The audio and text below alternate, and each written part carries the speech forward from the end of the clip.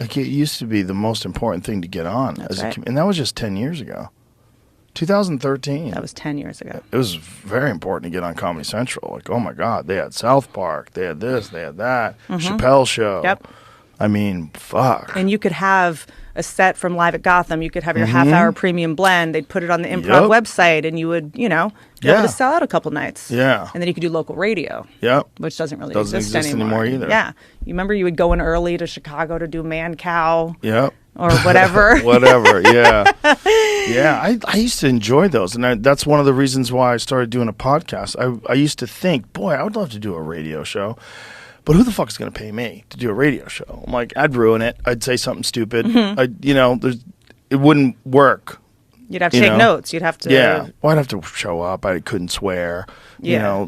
That's the weird thing. Like, you think about the rulings that they had on radio and how there's none on the internet. That is crazy to think on the radio. You're at 5 a.m. Yeah, if you said shit, you were in trouble. God. If you said fuck, the radio station would get fined. Like, they could get fined hundreds of thousands of dollars. Like, the Stern things that happened during the Bush administration, like, people forget, but there was no internet. There was just Stern. And he was the only one like that. That was just this wild boy on the radio in the morning, and everybody tuned in to see what the fuck is he going to say. And during the Bush administration, because he was like pretty critical of the Bush administration, they went after him and they fined his radio station. I think they fined the company somewhere in the millions. But don't you think that the more they find him, it's kind of like the more when they try to cancel comedians, the more successful they get. It's like the more he just got more and more. Well, he was already huge. Yeah. But I think it was very touch and go for freedom of speech. Yeah. Because they were just making these claims about certain things being obscene and, But meanwhile, that is... I mean, there were porn stars queefing on... Yeah, normal stuff. But like... Online now, that's nothing. Yeah. You think about, no one's trying to shut down Instagram, but I watched 2 people get murdered this morning while I was taking a shit. 2 different people. But I feel like YouTube is starting to age restrict, and I've got a couple things for my podcast age restricted because we said porn star.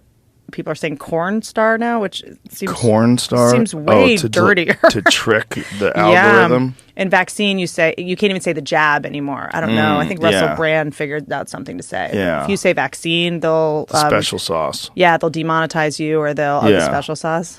Yeah, because they do use it. They use a machine, like some sort of machine learning that picks up. It's not like an individual reviews every single podcast. Right. But you can ask for a review if they decide that it's demonetized. But they also kind of weaponize that. It seems like that demonetization is a strategy to make you self-censor. Yep, 100%. For sure. And age restricting, like to put in your age and all that is such a hassle. But I know that I think me, Theo, Santino, Bobby, we bleep the first 10 minutes of curse words. Interesting. You kind of have to.